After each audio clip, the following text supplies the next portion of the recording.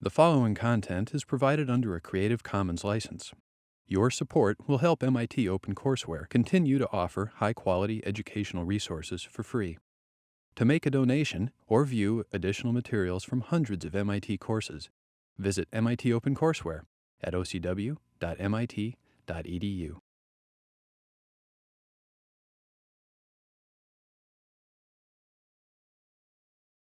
Okay, this is what we use called ACE Competitive Excellence, and it's not only at Pratt & Whitney. United Technologies is Otis, Carrier, Sikorsky, Fire and Chubb. I mean, they have a lot of different divisions, but we all are working to the ACE Competitive Excellence operating system. It defines daily management system. It defines the humanware. It defines the culture, the hardware, and the competency. Which one up here is the hardest one to do? Culture. All of you guys here are super smart. You guys could probably write programs and do all kinds of neat things and really get things going. But the hardest part of this is the people. If you don't have the people engaged, and if they don't see what's in it for them, it's not going to happen. What else does it take? Can I just walk into Pratt & Whitney, go to my desk, sit down and say, boy, I want us to be ACE Gold. I want to be the best company in the world. What does it take? Commitment. Commitment. From whom? From yourself as well as sponsorship from your higher ups. Correct. You have to have sponsorship from the higher-ups. It has to be part of the culture. It's a set of tools. It's a way to do continuous improvement. And competency is really just the training part of it, making sure that people understand the common language across. The really neat thing about achieving competitive excellence, how many of you have ever heard about ACE, achieving competitive excellence? And you can't raise your hand. No, I know, you can't raise your hand in the back.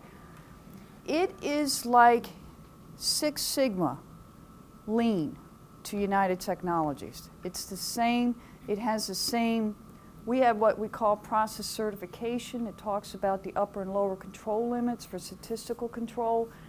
It's our Six Sigma program. So if you're ever out and about with maybe Carrier or Sikorsky and somebody says ACE, that's what they're talking about. George David. How many of you ever heard of George David? Oh, nobody back here, nobody here.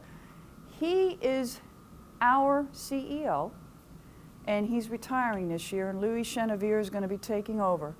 But George David truly believes in ACE, achieving competitive excellence. He'll go to Wall Street, he talks about it, he believes it.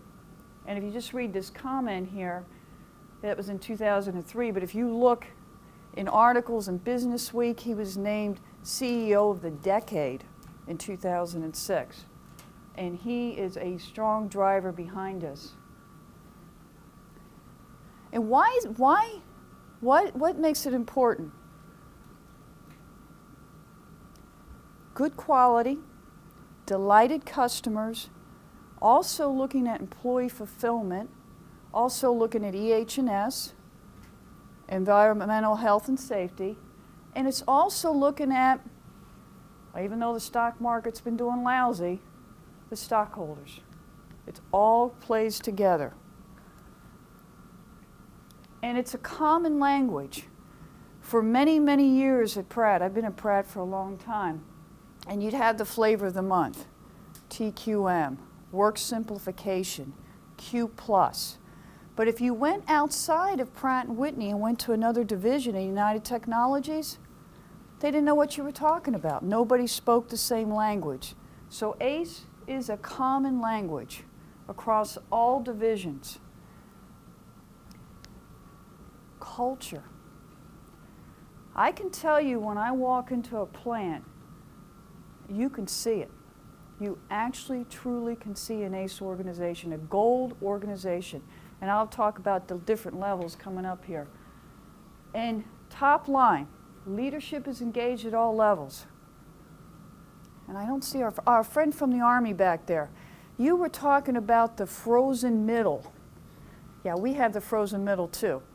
We have lots of excitement down here, lots of excitement here, but we're having a little problem with the middle part, but we're getting there. Pratt has been doing this since 1996, and at Pratt & Whitney right now we have 22% gold sites. This is 2008, ladies and gentlemen, so that should tell you how long this process takes. It's a slow, slow process, but once you get it going, it's amazing. Should look kind of familiar. It's a learning process. When you first start continuous improvement, a lot of people think, well, I'm going to move the waste paper can from that corner of the room to the other corner of the room, and I'm saving steps. You got to think bigger, guys and gals. You've got to think bigger. What is the customer? What are your objectives for the company? What's your business strategy?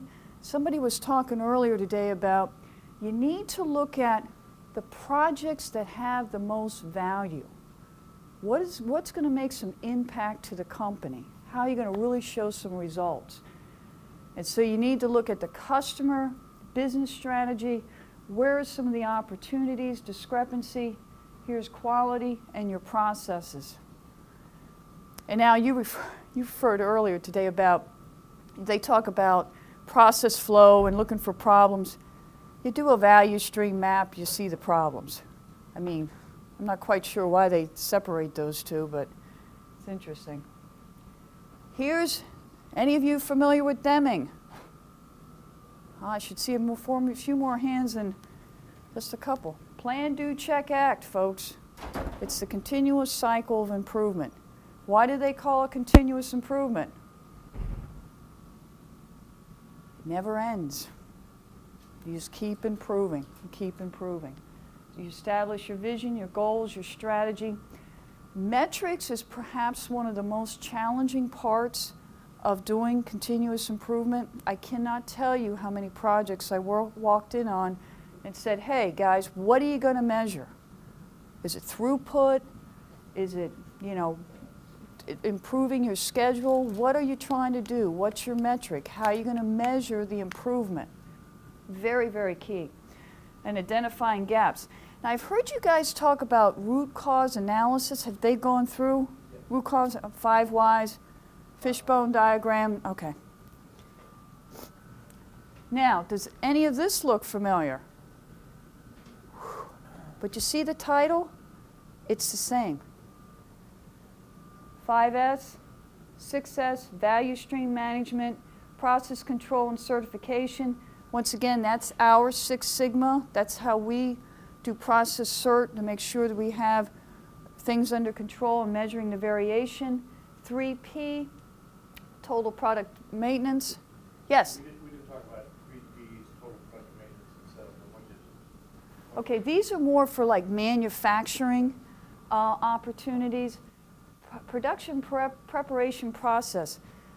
Sounds kind of crazy, but they did this at Hamilton Sunstrand in Pratt & Whitney, Canada, and I wish I would have brought you the videos because it's really cool. What they'll do is they'll just lay it out with cardboard and actually run through the process to see where they can improve things. And it's a way of designing ahead of time instead of setting up the manufacturing area and floor without actually thinking about what the flow is going to be. It's very, very useful. Market feedback analysis, TPM. When you have a machine, you need to keep it working. How do you do that? You keep ensuring that it's working and you keep taking care of it. How many of you change your oil in your car? This gentleman here, Harvey, you're scaring me. You're like, well, maybe, when was the last time you changed your oil? I asked my dad to do it. Oh, okay. And setup reduction, that's just a way of when they're setting up machines, if they're like making this part, what do you have to do to set up the part in the machine? And how can you improve on that process? And there's a lot of work that can be done in that area. And that's another thing too. Pratt & Whitney, we've been in the Lean book, we've been written up in some books. Jim Walmack has written about us. First off, we started in the manufacturing floor. Boy, there's lots of things to do in the manufacturing floor, and they really went out there and fixed things. But then they realized it's above the floor that's your opportunities. Now we're dealing with our friends in engineering, and that's another story, but we're getting there. And trying to get them to understand how important it is to improve and to design ahead of time instead of waiting until something happens and then fixing it. Market feedback analysis, that's just a way of getting customer feedback. I think you guys are probably going to be filling out a customer feedback at the end of the class. I hope. Okay. QCPC, this is a way that we collect what we call opportunities. When you're doing a process, is there anything that impedes the process? Like if I'm making this book over here and I can't get the printer to fix that label, that would be considered a turn back, and you collect that data. And like you were saying before, it is absolutely data driven. Steve Finger, the president of Pratt & Whitney, is absolutely passionate about this discussion. He will say, when he's in a meeting with you and you start waving your hands about things being wrong, he will say, show me the data. If you don't have the data, I don't want to hear the discussion. So data is key. Mistake proofing. How many of you use computers here? Okay. How many of you know Bill Gates? Mr. Gates. Software, Microsoft software, and some of the things that he's put in there is mistake proofing to make sure you don't make mistakes. Errors. This is something very unique to Pratt & Whitney. I'm not sure if this is across the industry. What happens is, like when you're designing an engine, it takes years to design an engine. There's processes and gates that you go through. The passport process checks throughout the life cycle of that engine to ensure that you don't go to market at the wrong time, that you are developing something that's not technically sound. It's a way to actually check the process of developing an engine to ensure that it's not any turnbacks. Decision gates. And we are big on passport process. In fact, we're in the process of doing some continuous improvement. ACE competencies, Edo University ACE training, high impact ACE teams, great. High impact ACE teams are looking at the big issues throughout the company and working across the value streams. And I know you guys talked about value streams. And I don't know what level you talked about value streams. Are you talking value streams or are you talking enterprise value streams? Lower, okay. Someday think higher because it really, yeah, I know, really makes, and sharing the best practices, Pratt & Whitney, and I think a lot of organizations suffer from this, we don't really take the opportunity to share best practices. We really don't stop and say, good job. Now they have developed a web page where they actually put best practices out there. Qualifying bronze, silver, and gold. These are different levels of ACE competency. And there's a Shingo Jitsu, I don't even know if I'm pronouncing that right, but they have something similar to this. And this actually came from the Olympics. And believe me, to get to ACE Gold, you have to be 100% on time delivery, 0 escapes. I mean, the metrics are what we call a BHAG. I mean, they are some very, very serious metrics to get to ACE Gold. And this is just the progression that organizations go through. Steve Finger had put out an edict about 2 years ago. By May of 2008, all of Pratt & Whitney would be gold, solid gold. Well, Steve has good intentions. Steve is a great leader, but we're not at ACE Gold for all of Pratt & Whitney. And I think about a month ago, he came to actually I was in a meeting with him in October. He came to the realization, may not get there, but it's making a great strides to get towards that goal. And he's still pushing it In fact, this morning I just received an email at how excited he is about ACE and where it's going and how it's going to help us for 2008. Sure. Yeah, one quick question. Is any part of United Technology, the technology is not ACE qualifying yet? There are different segments of it. We are about 51%. There's parts of them that are like at 10%, you know, very low. They haven't really gone as far. In fact, out of all the divisions, Pratt & Whitney is the leader. But the other ones are still getting there. Yes? With regard to the different levels, are they based on more like a maturity model for adoption of ACE, or is it more about meeting objectives from the business perspective? Both. When they come out and do an ACE assessment from core quality, the ACE office, they will look for your, what we have, control towers, which you guys would probably call data cards or quality cards or whatever, that actually have certain metrics that have to be met. Those have to be solid gold for 12 months. I mean, it's some really tough metrics that they're driven by. And then when they go and do the assessment, they randomly walk through the area.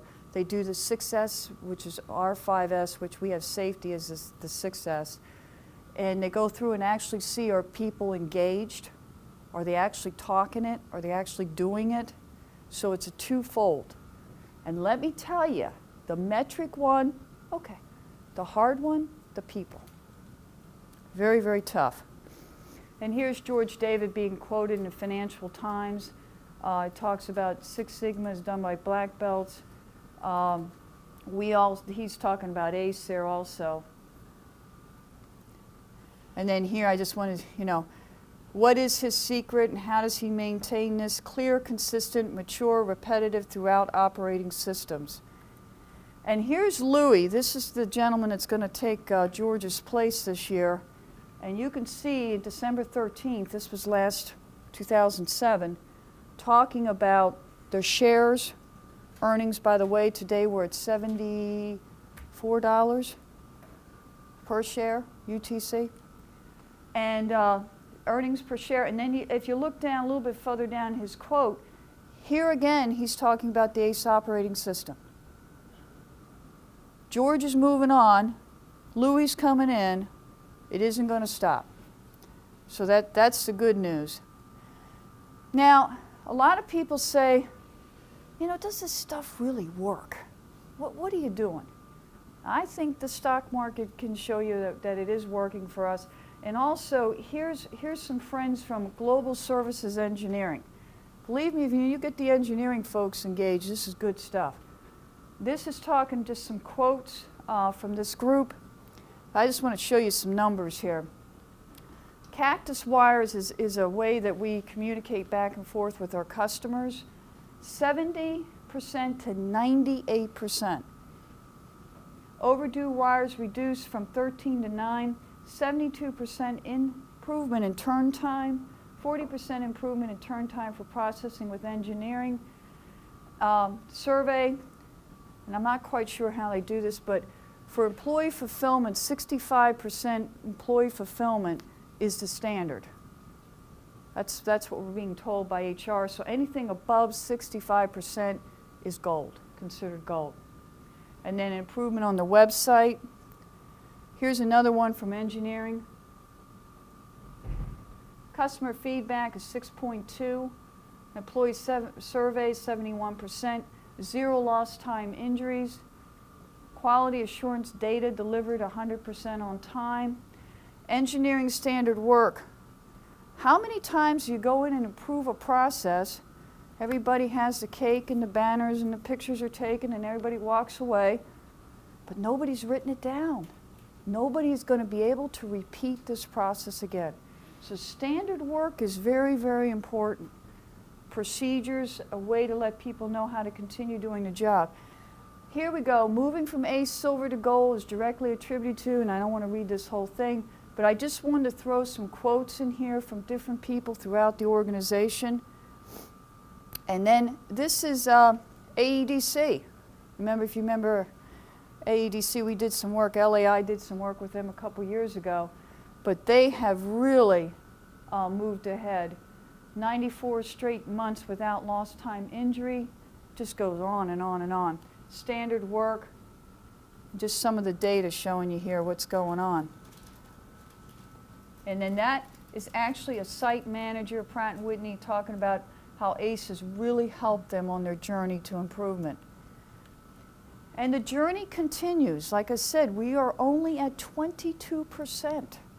You imagine when Pratt & Whitney's at 100%? It'll be amazing. Is there any questions? Well, I got a question. Sure.